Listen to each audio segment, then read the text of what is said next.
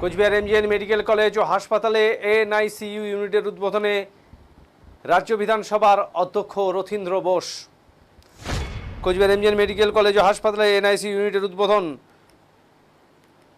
নবজাতকদের উন্নত চিকিৎসা পরিষেবা প্রদানের লক্ষ্যে অত্যাধুনিক এএনআইসিইউ অর্থাৎ নিওনেটাল ইন্টেনসিভ কেয়ার ইউনিটের উদ্বোধন করা হলো। এদিন অনুষ্ঠানে উপস্থিত ছিলেন রাজ্য বিধানসভার অধ্যক্ষ রথীন্দ্র বোস, জেলাশাসক Jitin Yadav, Cooch Behar MGN medical college ও হাসপাতালের এমএসভিপি ডক্টর সৌরদীপ রায় সহ অন্যান্য প্রশাসনিক ও স্বাস্থ্য দপ্তরের আধিকারিকরা। একই অনুষ্ঠানে যক্ষ্মা সম্পর্কে জনচেতনা বৃদ্ধির উদ্দেশ্যে একটি বিশেষ ট্যাবলোর উদ্বোধন করা হয়। উপস্থিত অতিথিরা স্বাস্থ্য সচেতনতা বৃদ্ধিতে এই উদ্যোগের গুরুত্ব তুলে ধরেন। এছাড়াও কয়েকদিন আগে আকরাহাট এলাকায় ঘটে যাওয়া দুর্ঘটনায় আহত ও আক্রান্ত ব্যক্তিদের সঙ্গে দেখা করেন স্পিকার রথীন্দ্র বোস। তিনি তাদের শারীরিক অবস্থার খোঁজখবর নেন এবং চিকিৎসা সংক্রান্ত বিষয়েও আলোচনা করেন। পাশাপাশি প্রশাসন ও হাসপাতাল কর্তৃপক্ষকে প্রয়োজনীয় সহায়তা প্রদানের নির্দেশ দেন।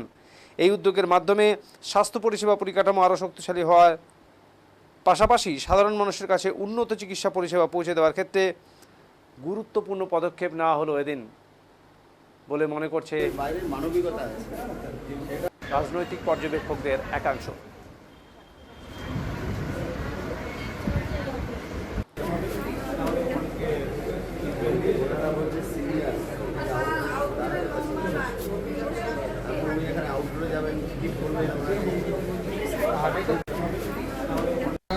একবার আপনাদেরকে জানিয়ে দিচ্ছি, আমরা এখানে একটা ট্যাবলো অ্যারেঞ্জ করেছি। এই ট্যাবলোতে একটা স্ক্রিন আছে, আগে আপনারা দেখতে পাচ্ছেন কিছু ডিজাইনিং আমরা করেছি। আমি সকলে মিডিয়া যে আমাদের লোকজন আছে তাদেরকে বলবো একটা ট্যাবলো ভালো করে আমরা যে প্রচার করতে পারি।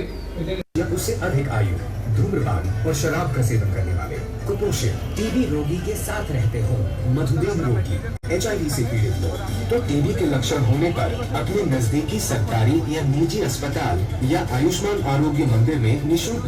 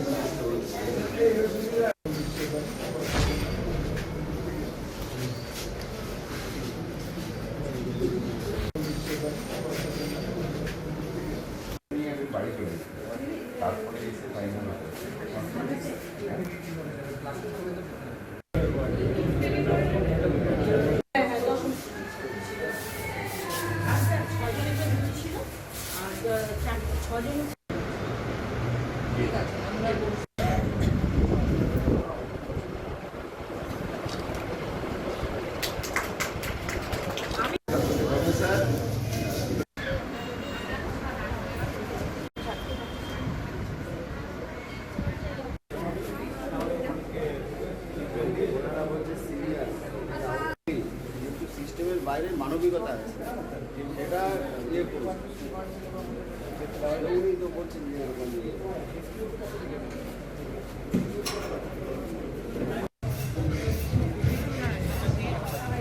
দেখা গেল হাসপাতাল পরিদর্শন করলেন, পাশাপাশি টিবির একটা বিষয় ছিল, কি বলবেন, কি করলেন আজকে? দেখুন, এই হসপিটালটার সাথে আমি মানে ভীষণভাবে কী বলবো, আমার জড়িয়ে আছি। আমার সবসময় জন্মই হচ্ছে এই হসপিটাল, সেই জন্য এই হসপিটাল সম্বন্ধে আমি চিন্তা করি এবং কীভাবে এটা ইমপ্রুভ করা যায় সেই চেষ্টা করছি। এবং খুব ভালো কাজ দেখলাম, কতগুলো চাইল্ড কেয়ার ইউনিট একটা হয়েছে, যেখানে বাচ্চারা নিউবর্ন বেবি যারা থাকে তাদের বিবি দিয়ে জন্মগ্রহণ করতে পারে, তাদেরকে সেভাবে ট্রিটমেন্ট করা হয়। এখন তো ভেরি কমন হচ্ছে যে জন্ডিস হয়ে যায় বাচ্চাদের জন্মের সময় থেকে। তো এই যে সিস্টেমটা, এটা খুব ভালো হয়েছে এবং এটা করা হচ্ছে এবং আমরা আগামী দিনে আরও ভালো পরিষেবা যাতে দেওয়া যায় সেই চেষ্টা করব।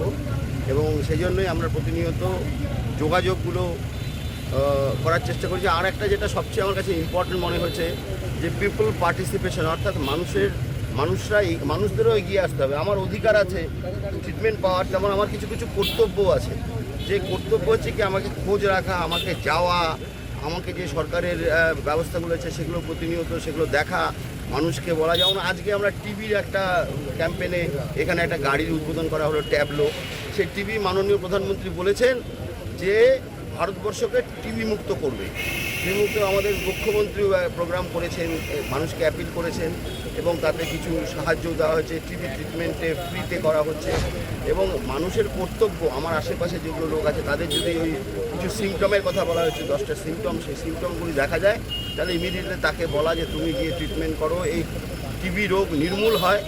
এবং আমরা টিবি মুক্ত ভারতবর্ষ করার মাননীয় প্রধানমন্ত্রী নরেন্দ্র মোদী যে অ্যাপিল করেছেন সেই অ্যাপিলের সাথে আমরা সবাই পা মেলাবো, আমরাও এই কাজে অংশগ্রহণ করব। এবং আমরা মাননীয় প্রধানমন্ত্রী নরেন্দ্র মোদীর যে স্বপ্ন যে 2047 সালে আজকে ভারতবর্ষকে যে জায়গায় উনি নিয়ে যেতে চায় সেই জায়গায় আমরা নিয়ে যাওয়ার চেষ্টা করব এবং ওনার স্বপ্ন আমরা সফল করব।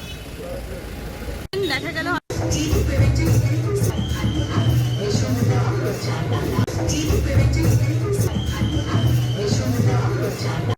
এই ওয়াকাথনে বা র্যালিতে ধীরে ধীরে অংশগ্রহণ